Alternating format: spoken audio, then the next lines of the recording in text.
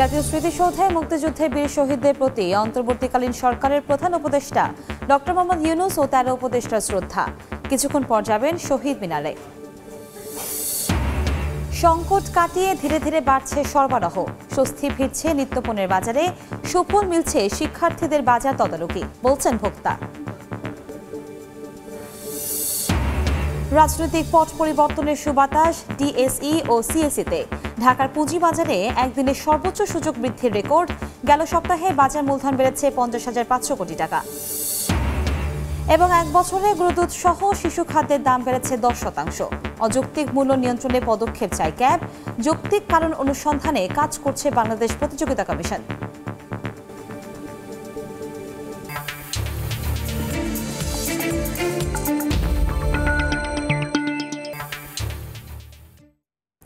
দেখছিলেন শিরোনাম। আমন্ত্রণ জানাচ্ছি দেশ ও দেশের বাইরের অর্থ বাণিজ্যের নানা খবর নিয়ে আমাদের নিয়মিত আয়োজন এ সময় বাণিজ্যে। আপনাদের সঙ্গে আছি আমি কনক আজাদ।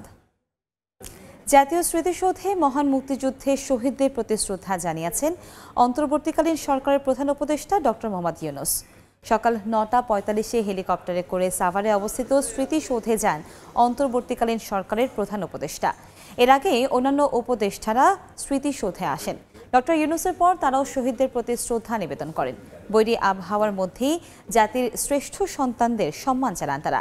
এরপর কেন্দ্রীয় শহীদ মিনারে শ্রদ্ধা জানাবেন প্রধান উপদেষ্টা ও ১৩ উপদেষ্টা।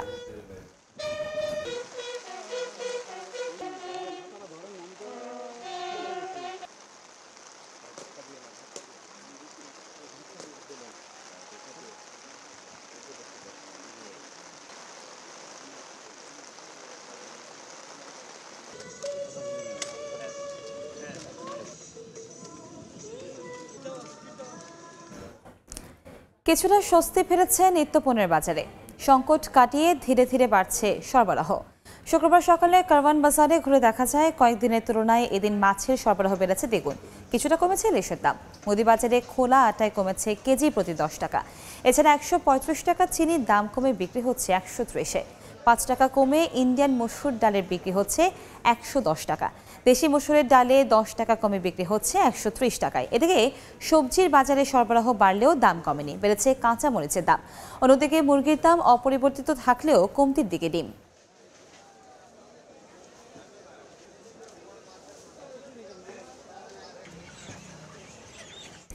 নিত্যপণ্যের বাজারে দাম কমায় কিছুটা স্বস্তি ফিরেছে ক্রেতা বিক্রেতাদের মাঝে। এই মুহূর্তে কারওয়ান বাজারে আছেন রিপোর্টার ফরহাদুর রহমান। আমরা সরাসরি যাচ্ছি তার কাছে। ফরহাদ, ছাত্র জনতার তীব্র আন্দোলনের মুখে শেখ হাসিনা সরকারের পতনের পর নতুন এক শুক্রবার কারওয়ান বাজারের দৃশ্য আমরা যদি বলি আপনাদেরকে, সাধারণত শুক্রবার কারওয়ান বাজারে সারা সপ্তাহের বাজার করার জন্য যে ক্রেতারা উপস্থিত করেন, আমরা সকাল থেকে কারওয়ান বাজারে আছি, সেই পরিমাণ ক্রেতা কিন্তু আজকে এসেছেন। মাঝে কারফিউ এবং আন্দোলন এর সময় কিছু ক্রেতার পরিমাণ কমলেও আজকে কিন্তু আমরা দেখছি ক্রেতার পরিমাণ যথেষ্ট আছে। এবং সবজির বাজারে আছে এই মুহূর্তে আমরা। সবজির বাজারে বেশ কিছু সবজির খবর যদি আপনাদেরকে জানাতে চাই, কিছু সবজির দাম কিন্তু গত সপ্তাহের তুলনায় এই সপ্তাহে কমেছে। তার তালিকায় আছে পটল, চিচিঙ্গা, করলা, এসব সবজি এবং বেগুনের দামও কিছুটা কমেছে। একই সাথে আমরা যদি আরেকটি তথ্য জানিয়ে রাখি, কিছুক্ষণ আগে এই কারওয়ান বাজারে শিক্ষার্থীদের বেশ কয়েকটি দল কিন্তু এসেছিলেন মনিটরিং করতে। তাদেরকে আমরা দেখেছি, বিভিন্ন ক্রেতা বিক্রেতার সাথে তারা কথা বলেছেন। বিশেষ করে ক্রেতাদের তারা আশ্বস্ত করছেন যে বাজারে যে ধরনের সিন্ডিকেট, চাঁদাবাজি কিংবা সাপ্লাইয়ের যে সমস্যাগুলো থাকে, এইসব সমস্যা সম্পর্কে তারা তদারকি করেছেন। পাশাপাশি কি দামে তারা সবজি কিনেছেন, পণ্য কিনেছেন এবং কি দামে তারা বিক্রি করছেন, সেই বিষয়টিও তদারকি করতে আমরা দেখেছি। এবং তারা আশ্বস্ত করেছেন ছাত্র জনতা যেভাবে আন্দোলনের মুখে সরকারের পতন এনেছে, একইভাবে এই ধরনের বাজারে যেসব সিন্ডিকেট থাকে, এই ধরনের বাজারে যে অরাজকতা থাকে, সেটি দমাতেও তারা একই ধরনের ভূমিকা পালন করবেন। এবং তারা যেই কথাগুলো বলছিলেন সেগুলো শুনে কিন্তু ক্রেতা এবং বিক্রেতা উভয়কে আমরা স্বস্তি প্রকাশ করতে দেখছি। বিক্রেতারা যেটি বলছেন যে এই ধরনের মনিটরিং যদি সরকারের পক্ষের পাশাপাশি শিক্ষার্থীরাও সবসময় থাকে, তাহলে এই মনিটরিংয়ে বেশ কাজে আসবে। সিন্ডিকেট, চাঁদাবাজি সহ বেশ কিছু বিষয়ে সমস্যার সমাধানে শিক্ষার্থীরা এগিয়ে আসতে পারে এবং তাদের জন্য বাজারে স্বস্তি থাকা বাজারে এটি কিন্তু বেশ বড় ভূমিকা পালন করবে। আমরা সবজির বাজারে সরবরাহের কথা যদি বলি, সকাল থেকেই বেশ কয়েকদিন যাবৎ যেই চিতাবস্থা ছিল, সরবরাহের পরিমাণ আজকে বেড়েছে। শুক্রবারে প্রচুর পরিমাণ ক্রেতাদের উপস্থিতিকে আমরা দেখেছি এবং কিছু পণ্যের দাম কমেছে, যেরকম কিছু পণ্যের সরবরাহে ঘাটতির কথাও কিন্তু বলা হচ্ছে এবং কিছু পণ্যের দাম কিন্তু বেড়েছে। যদি কাঁচামরিচের কথা বলি, গত 4-5 দিন আগে কাঁচামরিচের কেজি 200 টাকা ছিল, সেটি কিন্তু এখন 260 থেকে 280 টাকা কেজি বিক্রি হচ্ছে।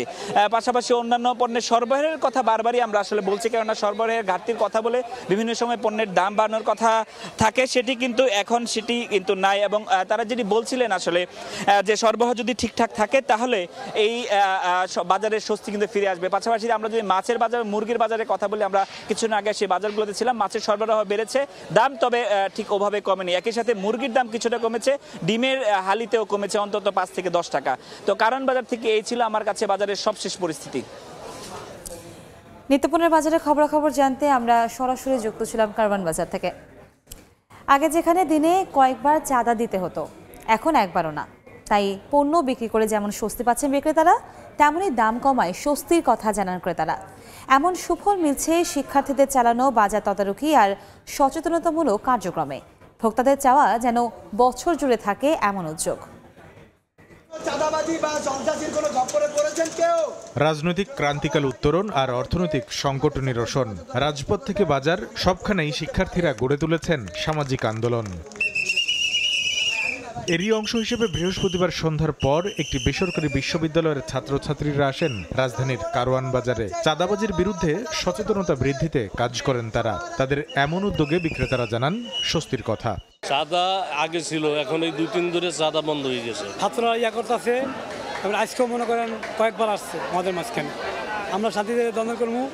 এখন আমাদের মাল আমরা কম ব্যস্ত আছি। আগে সিটি কর্পোরেশন চাঁদা নিছে, পুলিশের চাঁদা দিতে হয়েছে, আবার ফুড ভাড়া দিতে হয়েছে, মানে সব মিলায় বিভিন্ন খরচ দেওয়া হয়েছে, 3-4 প্রকারের ভাবে খরচ দেওয়া হয়েছে। এখন ছাত্র সমাজ যেভাবে বলতেছে এভাবে যদি আমাদের সমাজটা এভাবে চলে বা আমাদের ফুড চলে, তাহলে আমাদের সাধারণ মানুষের জন্য অনেক উপকার হবে। সুন্দর করে গাড়ি আসে, আমরা মাল সস্তায় কিনে সস্তায় বেশি। চাঁদাবাজি বন্ধের ইতিবাচক প্রভাব পণ্যমূল্যে পড়তে শুরু করেছে বলে জানান ক্রেতারা। সাধুবাদ জানাই এদেরকে, এদের জন্য আমরা টিকে রয়েছি, নাহলে টিকতে পারতাম না। বাজারে আগে তো একটা সিন্ডিকেট ছিল, এই সিন্ডিকেটটা এখন নাই। এখন যেভাবে ছাত্ররা করতেছে এভাবে হলে সবার জন্য ভালো। এ সময় দাম সহনীয় রাখতে ক্রেতা বিক্রেতাদের সব ধরনের সহযোগিতা করার আশ্বাস দেন শিক্ষার্থীরা। আমরা তাদেরকে আমাদের নাম্বার, তারপর সেনাবাহিনী ভাইদের নাম্বার তাদেরকে দিয়ে সাহায্য করার জন্য চেষ্টা করছি, আর মনিটরিং করছি যে কোথাও কখনো চাঁদাবাজি হচ্ছে কিনা, বা তাদের ফুড দখলের জন্য সন্ত্রাস, চাঁদাবাজি এরকম কোনো কিছু হচ্ছে কিনা সেটার জন্য মনিটরিং করা হচ্ছে। অন্তর্বর্তী সরকারও সিন্ডিকেটবিহীন বাজার কাঠামো গড়ে তুলতে বিশেষ নজর দিবে বলে প্রত্যাশা করেন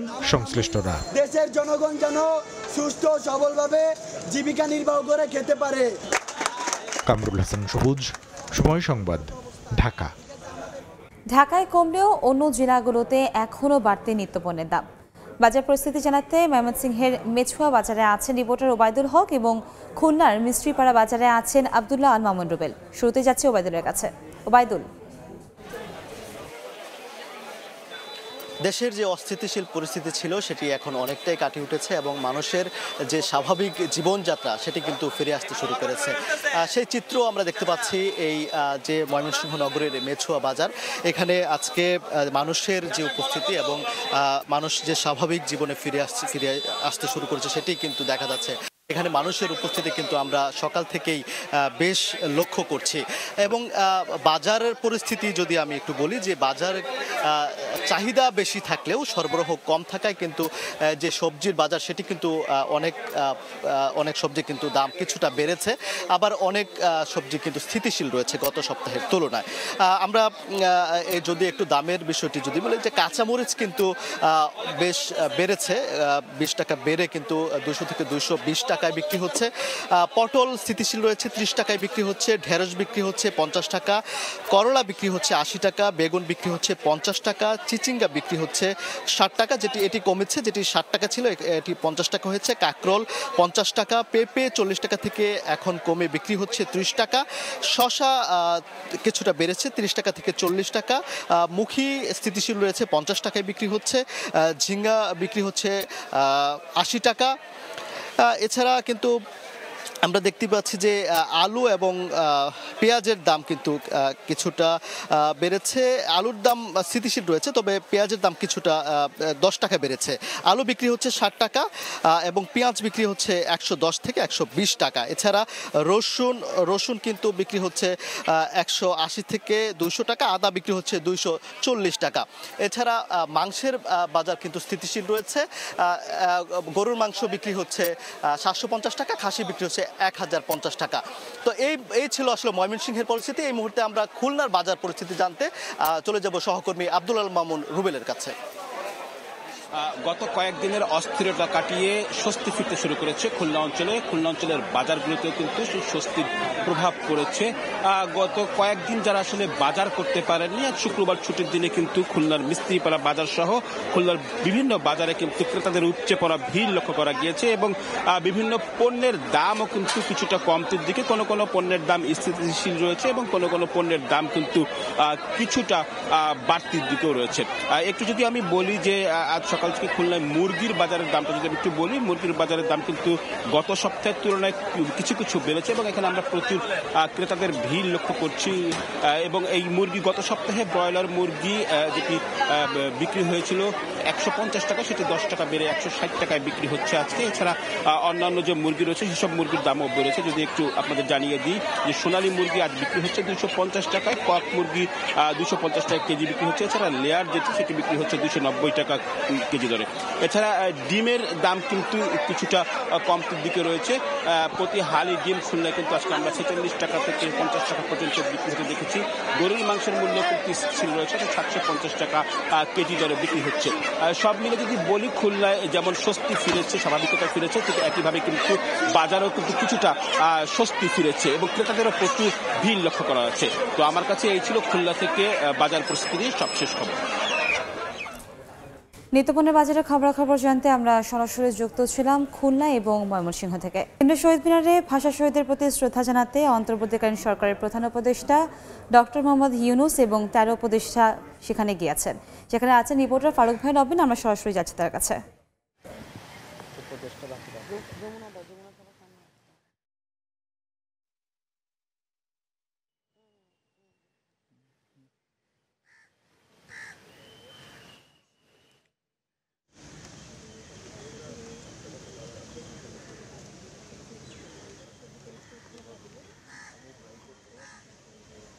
সম্ভব হবে কিনা দেয়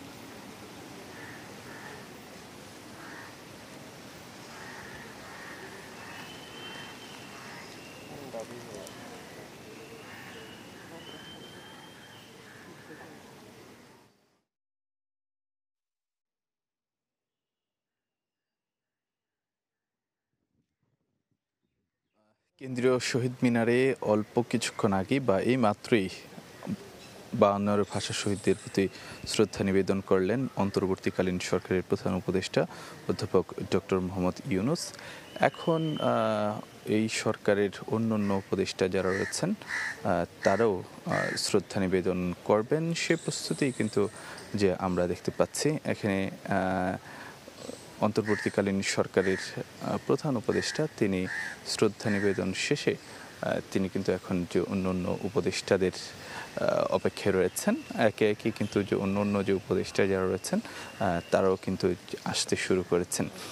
একটি বিষয় যদি আপনাদেরকে জানাতে চাই যে গত রাতে এই সরকারের শপথ অনুষ্ঠানের পরে আজকে যদিও যে ছুটির দিন, কিন্তু সেই দিনটিকে অর্থাৎ যে শুক্রবার দিনটিকে কিন্তু যে তারা নতুন সরকারের প্রধান উপদেষ্টা এবং অন্যান্য উপদেষ্টারা তারা কিন্তু তাদের কর্মসূচির মধ্য দিয়ে তারা এই দিনটি কাটাচ্ছেন। একটু বিষয় যদি আপনাদেরকে জানাতে চাই, আজকে সকালে শুরুতেই ৭১-এর মুক্তি সংগ্রামে নিহতদের প্রতি শ্রদ্ধা নিবেদন করেছেন অন্তর্বর্তীকালীন সরকারের প্রধান উপদেষ্টা ডক্টর মোহাম্মদ ইউনূস এবং অন্যান্য উপদেষ্টারা। তারা সকালে শুরুতে প্রধান উপদেষ্টা অন্তর্বর্তীকালীন সরকারের প্রধান উপদেষ্টা অধ্যাপক ডক্টর মোহাম্মদ ইউনূস তিনি জাতীয় স্মৃতিসৌধে তিনি শ্রদ্ধা নিবেদন করেছিলেন। তারপর অন্য উপদেষ্টারাও একে একে শ্রদ্ধা নিবেদন করেন এবং তারপরে কিন্তু তারা শোক বইতেও সেখানে স্বাক্ষর করেছিলেন অধ্যাপক ডক্টর মোহাম্মদ ইউনূস। তারপরে কিন্তু যে তিনি এই কেন্দ্রীয় শহীদ মিনারে এসে পৌঁছেছেন এবং এই শহীদ মিনারে এসে পৌঁছানোর পরে তিনি 11:15 নাগাদ কেন্দ্রীয় শহীদ মিনারে এসে পৌঁছান অন্তর্বর্তীকালীন সরকারের প্রধান উপদেষ্টা অধ্যাপক ডক্টর মোহাম্মদ ইউনূস। তারপরেই কিন্তু যে তিনি এখানে যারা কেন্দ্রীয় শহীদ মিনারে তিনি শ্রদ্ধা নিবেদন করেন। এখন যেটি আমরা দেখতে পাচ্ছি যে অন্য যে উপদেষ্টা রয়েছেন তারা শ্রদ্ধা নিবেদনের যে একটি যে প্রস্তুতি পর্ব সেটি আমরা দেখতে পাচ্ছি। একটু বিষয় যদি জানাতে চাই, গত রাতেই নতুন সরকারের যে শপথ গ্রহণের আনুষ্ঠানিকতা সম্পন্ন হয় এবং সেখানে প্রধান উপদেষ্টার বাইরেও যে শপথ নিয়েছিলেন আরও 13 জন উপদেষ্টা, যদিও 3 জন উপদেষ্টা এখনও পর্যন্ত শপথ নেননি, তারা ঢাকার বাইরে থাকার কারণে তারা পরবর্তী সময়ে শপথ নেবেন। তো এই যে নতুন সরকারের যাত্রা শুরু হলো, সেই যাত্রার পরেই আজকে ৭১-এর শহীদদের প্রতি এবং ৫২ ভাষা আন্দোলনের শহীদদের প্রতি শ্রদ্ধা নিবেদন করা হচ্ছে নতুন সরকারের তরফ থেকে। এবং সেই জায়গাতে যদি আপনাদেরকে একটু জানিয়ে রাখতে চাই,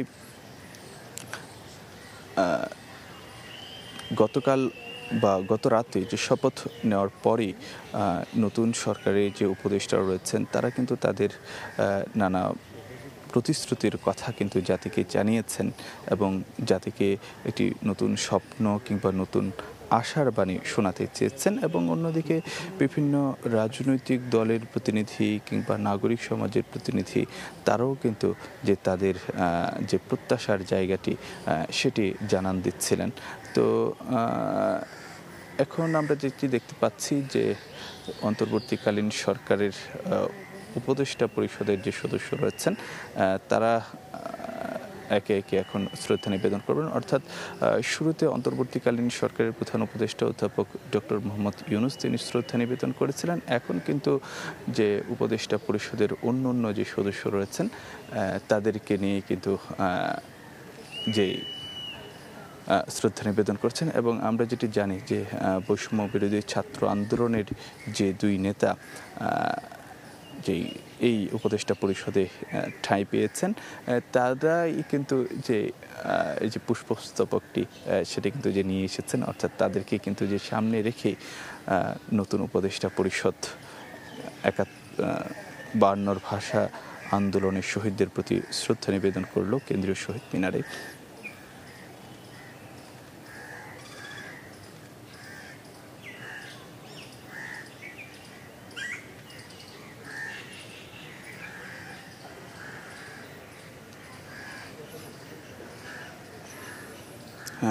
দর্শক, আপনারা নিশ্চয়ই দেখতে পেলেন যে কেন্দ্রীয় শহীদ মিনারে ৫২ ভাষা আন্দোলনের শহীদদের প্রতি শ্রদ্ধা নিবেদন করা হলো যে প্রধান উপদেষ্টা এবং যে নতুন উপদেষ্টা পরিষদের পক্ষ থেকে, এবং এখানে কিন্তু সামরিক বেসামরিক শীর্ষ কর্মকর্তারাও কিন্তু রয়েছেন। আমরা যেটি দেখতে পাচ্ছি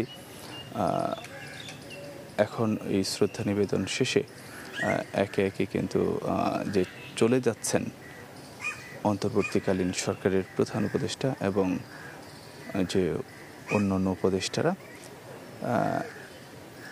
যে কথাটি বলছিলাম যে গত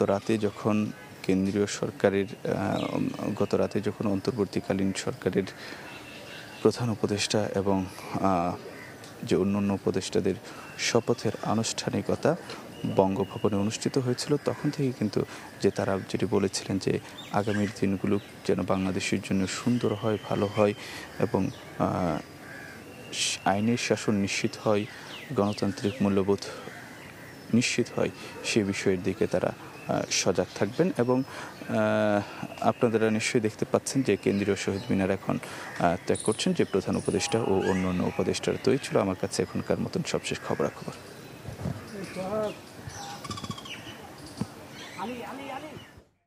কেন্দ্রীয় শহীদ মিনারে ভাষা শহীদদের প্রতি শ্রদ্ধা জানিয়েছেন অন্তর্বর্তীকালীন সরকারের প্রধান উপদেষ্টা ডক্টর মোহাম্মদ ইউনূস এবং 13 উপদেষ্টা। আমরা সরাসরি যুক্ত ছিলাম সেখানে। কেন্দ্রীয় শহীদ মিনারে ভাষা শহীদদের প্রতি শ্রদ্ধা জানিয়ে কথা বলছেন উপদেষ্টারা। আমরা সরাসরি চলে যাচ্ছি সেখানে। বিচার এবং শাস্তি নিশ্চিত করাটাই আমাদের প্রথম দায়িত্ব থাকবে, এবং পাশাপাশি আমাদের শহীদ আহত অনেকেই এখন হাসপাতালের বেডে কাতরাচ্ছেন, তাদেরকে শহীদদের মর্যাদা রাষ্ট্রীয়ভাবে দেওয়ার জন্য এবং যারা আহত আছেন তাদের চিকিৎসা নিশ্চিত করার জন্য, লং টার্ম চিকিৎসা নিশ্চিত করার জন্য আমরা পদক্ষেপ নেব। আপনাদের দায়িত্বকাল কতদিন হবে এই বিষয়ে কোনো ধারণা পাওয়া যাচ্ছে? এ বিষয়ে এখনও কোনো সিদ্ধান্ত হয়নি। আমাদের যেহেতু গণঅভ্যুত্থানের ভিত্তিতে গঠিত একটি সরকার এবং আমাদের অনেকগুলো রিফরমেশনের কথা আমরা বলেছি, গণঅভ্যুত্থানের আগেও বলেছি, পরেও বলছি, এই রিফরমেশনগুলো আমাদেরকে করতে হবে। সেটা আমরা যত দ্রুত সময়ের মধ্যে সম্ভব রিফরমেশনগুলো করে রাষ্ট্রীয় সকল প্রতিষ্ঠানকে একটি সুন্দর সুশৃঙ্খল ব্যবস্থার মধ্যে নিয়ে আসার মাধ্যমে একটি সুষ্ঠু ও নিরপেক্ষ নির্বাচন প্রদানের মাধ্যমে গণতান্ত্রিক সরকারের হাতে ক্ষমতা হস্তান্তরের মধ্যে দিয়ে আমরা এই সরকারের সময় শেষ করব।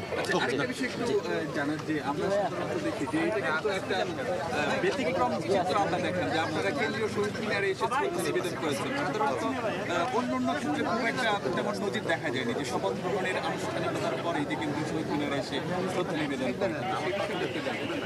শহীদ মিনারে এসে শ্রদ্ধা নিবেদন করার একটা বড় কারণ আমাদের এক দফার ঘোষণা হয়েছিল এই শহীদ মিনার থেকে, এবং শহীদ মিনার আমাদের স্বাধীনতার লড়াইয়ের শুরুর দিকের একটি প্রতীক। 52 সালের ভাষা আন্দোলনে শহীদরা তাদের রক্ত দিয়ে আমাদের বাংলা ভাষাকে প্রোটেক্ট করেছিলেন, এবং আমরাও 2024 সালে সহস্র ছাত্র জনতার রক্ত দিয়ে আবার আমাদের স্বাধীনতা ফিরে পেয়েছি, যেটিকে দেশের ছাত্র জনতা বলছে দ্বিতীয় স্বাধীনতা। সেই জায়গা থেকে, সেই মাহাত্মের জায়গা থেকে শহীদ মিনারে আমরা পুষ্প অর্পণ করেছি এবং শ্রদ্ধা নিবেদন করেছি। আপনারা দেখছিলেন যে নতুন সরকার কেন্দ্রীয় শহীদ মিনারে ভাষা শহীদদের প্রতি শ্রদ্ধা জানিয়ে কথা বলছিলেন উপদেষ্টারা। আমরা সরাসরি যুক্ত ছিলাম সেখানে। সড়কে চাঁদাবাজি বন্ধ হওয়ায় বাজারে নিত্যপণ্যের সরবরাহ বেড়েছে, এতে তুলনামূলক কমেছে দাম, এমনটাই দাবি করেছেন জাতীয় অধিকার সংরক্ষণ অধিদপ্তরের মহাপরিচালক AHM শফিকুজ্জামান। সকালে শান্তিনগরে বাজার পরিদর্শন শেষে কথা বলেন তিনি। যে এখানে সাপ্লাইয়ের কোনো ঘাটতি নাই এবং প্রাইসটাও বলবো যে অনেকটাই রিজনেবল ইন টার্মস অফ যে আগের যে প্রাইস সেটার তুলনায় কিন্তু আপনার বাড়ে নাই, বরঞ্চ এখন কমার দিকে। শ্যামবাজার থেকে একটা ট্রাক আপনার কারণ বাজার, এটা মাত্র 6 থেকে 7 বা 8 কিলোমিটার দূর, সেখানে ওই ট্রাক ড্রাইভারকে আপনার 3টা পয়েন্টে চাঁদা দিতে হতো এবং এটি টোটালি অবৈধ। রাজনৈতিক পট পরিবর্তনের সঙ্গে সঙ্গে পরিবর্তনের সুবাতাস বইছে দেশের পুঁজিবাজারে। বৃহস্পতিবার দেশের প্রধান পুঁজিবাজার ডিএসসির প্রধান সূচক DSEX 306 পয়েন্ট বেড়ে দাঁড়ায় 5924 পয়েন্টে। এর আগে একদিনের সূচকের এত বড় উত্থান দেখেনি ঢাকার পুঁজিবাজার। এদিন ডিএসসিতে লেনদেন হয় 1606 কোটি 47 লাখ টাকার শেয়ার। এদিন বড় উত্থান দেখেছে চট্টগ্রাম স্টক এক্সচেঞ্জও। সার্বিক সূচক 861 পয়েন্ট বেড়ে দাঁড়ায় 16799 পয়েন্টে। নভেম্বরের মতো শক্ত মুদ্রানীতিতে ব্যাংক ঋণের সুদ হার অপরিবর্তিত রাখল the reserve bank of India. আন্তর্জাতিক গণমাধ্যমের খবর, যদিও বৈশ্বিক পরিস্থিতি বিবেচনায় বিশ্বের অন্যান্য ব্যাংক মুদ্রানীতি কিছুটা শিথিল করার পথে রয়েছে, তারপরও মূল্যস্ফীতি নিয়ন্ত্রণকে মূল কেন্দ্র রেখে ভারতের কেন্দ্রীয় ব্যাংক আগের মতো শক্ত অবস্থান ধরে রাখার ঘোষণা দিল। গেল বছরের ফেব্রুয়ারি মাসে সবশেষ দেশটি ব্যাংক ঋণের সুদ হারের পরিবর্তন এনেছিল, তখন তা নির্ধারণ করা হয়েছিল 6.5%।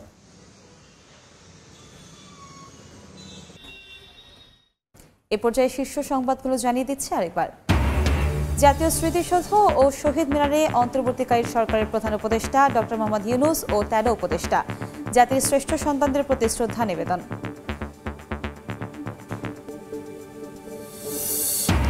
সংকট কাটিয়ে ধীরে ধীরে বাড়ছে সরবরাহ, স্বস্তি ফিরছে নিত্যপণ্যের বাজারে, সুফল মিলছে শিক্ষার্থীদের বাজার তদারকি, বলছেন ভোক্তা।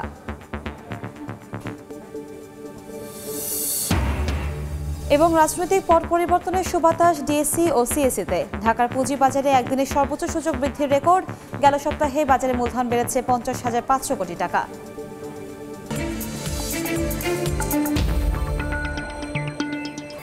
এই ছিল এই সময় বাণিজ্যে, সঙ্গেই থাকুন সময়।